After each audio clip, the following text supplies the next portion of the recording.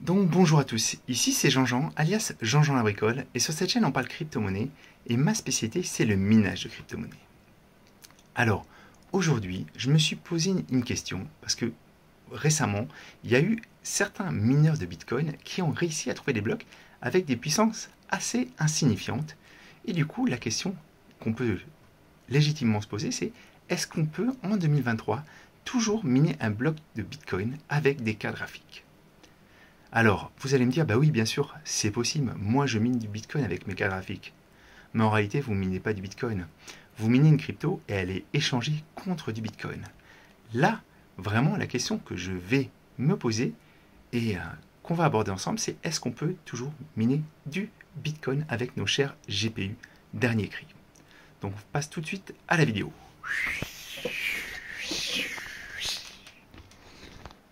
Alors, après ma magnifique transition, vous voyez, je vous ai refait un petit fichier Excel. Vous savez, j'aime bien ça, les fichiers Excel. Et on peut montrer pas mal de choses. Alors, déjà un petit rappel, c'est sur les mesures de performance pour le Bitcoin. Alors l'algo du Bitcoin, c'est le SHA-256 et ça se mesure en H secondes. Quand vous allez comparer à des chiffres, il faut toujours que vous compariez sur le même algorithme. Parce que par exemple, ma 3090 en SHA-256, elle fait 4,85 GH secondes environ, mais par exemple sur les tâches, elle fait que 121 MH. Et si je vous montre ces performances sur le Dynex, donc sur un autre coin, je vais vous montrer ça tout de suite. C'est sur un algo Kryptonite, je suis qu'à 206 H secondes. Donc vraiment, c'est la même carte, mais suivant l'algo, ce ne sont pas du tout les mêmes performances. Donc ça, c'est important.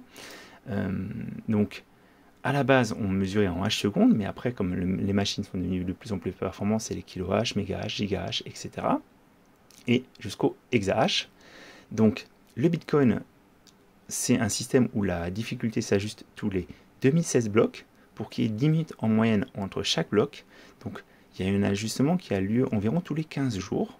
Le hash rate actuel du réseau est de environ 341 exahash secondes. Et alors c'est équivalent à 3 100 000 S19. Donc on va revenir sur ça un petit peu plus tard. On va parler des performances. Donc si vous voulez un petit peu regarder j'ai trouvé un site qui s'appelle HPower Calculator. Ça permet en fait de comparer en fait les chiffres. Donc si vous mettez 110 TH, ça vous donne en fait les différents chiffres, les conversions. Donc c'est toujours un facteur de 1000 normalement entre chaque. Vous avez aussi donc le site qui référencie l'historique de la difficulté du mining. Donc vous avez plein d'endroits où vous pouvez le retrouver. Donc maintenant, on va aborder en fait les premiers ASICs. Donc premier ASICs, c'était pour le Bitcoin, c'était les Avalon. Les Avalon, il y a une page Bitcoin Talk qui est toujours en place. Donc ça a été lancé, alors en tout cas ils ont commencé à en parler en septembre 2012. Et il est sorti un peu plus tard. À la base, cette machine, elle faisait quand même 60 GH secondes pour 160 watts. Donc c'est l'équivalent des performances de 12 3090 quand même. Hein. Je tiens à le souligner, le premier ASICS Bitcoin était déjà beaucoup plus performant qu'une carte graphique parce qu'à l'époque, il n'y avait pas bien sûr de 3090. Voilà. Il y a eu beaucoup forcément d'améliorations. En juin 2017, on a un ASICS qui sort qui est le Bitmain S9. Donc cette machine est vraiment très performante pour l'époque. On parle de 13 TH secondes pour 1300 watts. Donc 13 TH, et là accrochez-vous, hein, ça fait quand même l'équivalent de 2701 3090. Un seul S9 c'est 2701 3090 en équivalence pour le hash rate. Voilà. Et on parle, alors je vous ai mis là en fait, mais on est à 101 watts du terahash pour comparer.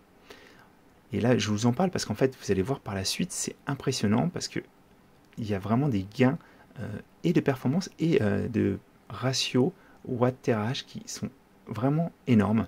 Février 2020, on a l'Antminer S19 qui sort hein, de Bitmain.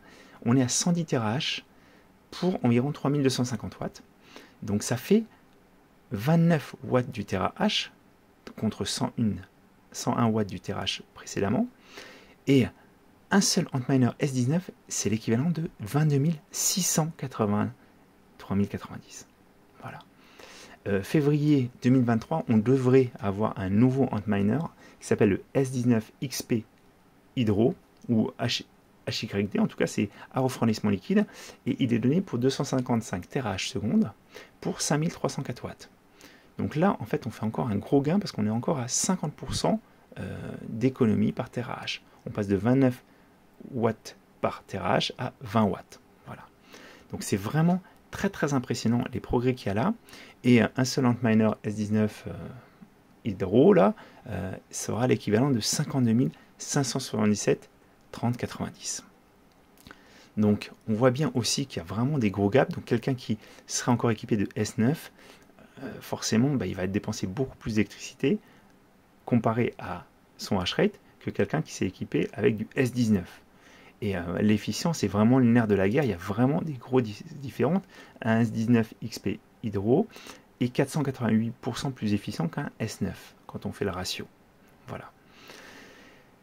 Mais il n'y a pas que ça dans la vie, il y a aussi forcément la différence de hash rate. Et un S19 est 8,46 fois plus performant qu'un S9 et un S19 HYD est 19 fois plus performant qu'un S9.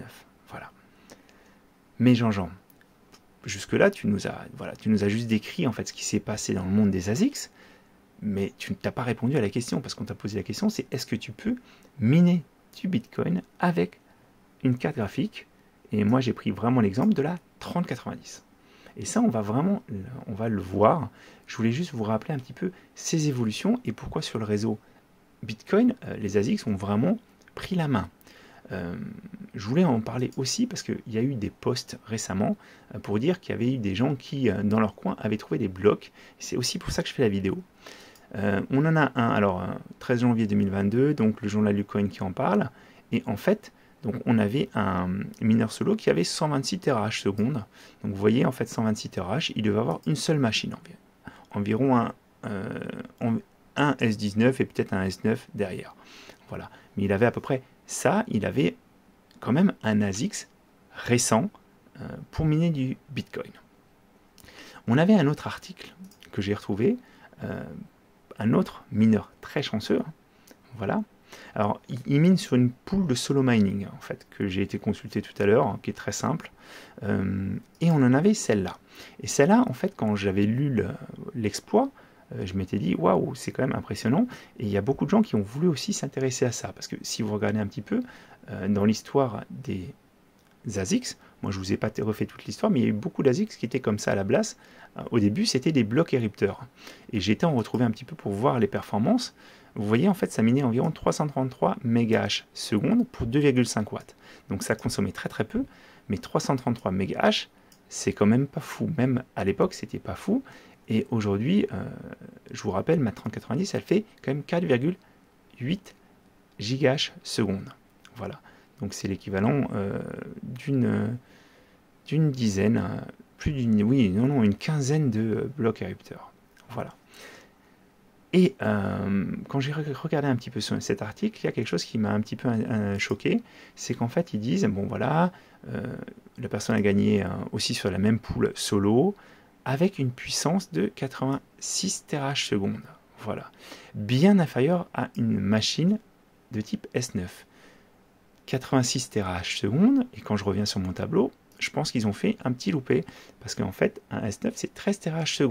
Donc c'était l'équivalent de 5 ou 6. Non, c'était même plus que ça. 86 TH/s, on est sur 13. C'était l'équivalent de 6, ouais, voilà, presque 7 S9. Voilà. Donc c'est pas du tout des blocs érupteurs comme ça, c'est juste pas possible. C'est une photo d'illustration, mais c'est pas ça. Et si vous regardez sur internet, vous allez trouver aussi plein de gens qui vous vendent de l'ancien matériel. Alors la plupart du temps, ils le disent bien, c'est à titre informatif, parce qu'en fait, c'est des machines qui sont totalement obsolètes. Vous voyez, en fait, par exemple, un mineur Neptune 4,1 TH pour 2300 watts. Donc, avec ça, vous pouvez effectivement tenter votre coup. Mais 2300 watts, c'est quand même très élevé. Et vous voyez par rapport à l'ancien modèle, hop là, que j'ai encore là, le S9, 13 TH pour 1300, et là on a 3 fois moins de TH pour le double de la consommation. Voilà. Et bon, j'en ai trouvé en fait des très sympas. Moi honnêtement, je trouve que pour collectionner ça peut être sympa, mais vous attendez pas à trouver des blocs de Bitcoin avec ça. Et maintenant, on va vraiment aborder voilà. Maintenant que je vous en ai parlé, donc là pour moi il y a une erreur très nette. Ils se sont plantés, donc soit ils se sont plantés sur la puissance qui a permis d'obtenir le bloc, soit ils se sont trompés avec la photo d'illustration. Et je pense que c'est plutôt la deuxième chose qui est totalement fausse. Voilà. Moi, ce que je voulais vous dire, c'est qu'en fait, aujourd'hui, ce qui se passe, donc quand vous regardez, vous voyez bien qu'en fait, un Antminer S19 est l'équivalent de 22 000 RTX. Et aujourd'hui, ça pose problème, parce qu'en fait, une poule de minage, quand elle va... une poule de minage, alors je vous rappelle aussi, c'est important en fait, c'est des choses qui sont importantes de connaître, moi je trouve. Mais une poule de minage, elle découpe les blocs en petits morceaux qu'elle va envoyer au mineur. Voilà, elle va séparer le travail pour que tout le monde puisse travailler et essayer de trouver la solution au bloc. Une poule de minage, je vous rappelle aussi, elle ne connaît pas votre matériel. Elle vous envoie du travail, elle va se baser sur le temps que vous mettez pour retourner le travail fini pour calculer votre hash rate. C'est pour ça que quand vous êtes connecté sur une poule de minage, si vous envoyez très rapidement plusieurs shares, parce que vous avez de la chance, en fait la poule va avoir tendance à surestimer votre hash rate. Et au contraire, si vous ramenez moins de shares que prévu, elle va sous-estimer votre hash rate. Et normalement, quand vous êtes sur une poule, il faut attendre quelques heures pour que le hash rate côté poule corresponde à le hash rate que vous avez sur votre machine, parce que justement, la chance va un petit peu, la variance en fait va diminuer avec le temps qui passe. Voilà. Vous aurez des périodes où vous avez été plus chanceux, des périodes où vous avez été malchanceux, mais ça va à peu près s'équilibrer. Voilà. Je vous rappelle aussi donc d'une poule, sur la plupart des poules, il y a une difficulté qui est variable. Donc on ne peut pas comparer les shares de l'un avec les shares de l'autre. Si vous avez une 3090 qui est sur une poule, et si votre voisin il a 4 3090, il va peut-être pas envoyer plus de shares que vous, mais il aura des shares qui ont été plus difficiles, et du coup il aura une meilleure rémunération sur ces shares. Voilà. C'est aussi la raison pour laquelle souvent il y a un port spécifique pour les gros mineurs. Parce qu'en fait, la poule, pour ne pas qu'elle n'ait... si elle a une difficulté variable, elle va avoir une difficulté qui va être souvent limitée.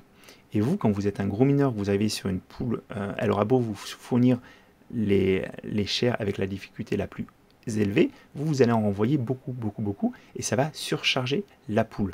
Donc en fait, si vous êtes un gros mineur, il faut vraiment vous mettre sur les ports dédiés pour les gros mineurs, et là vous avez des shares qui sont beaucoup plus complexes, et qui sont faites pour justement vous, les gros mineurs, et pour ne pas surcharger la poule avec des allers-retours.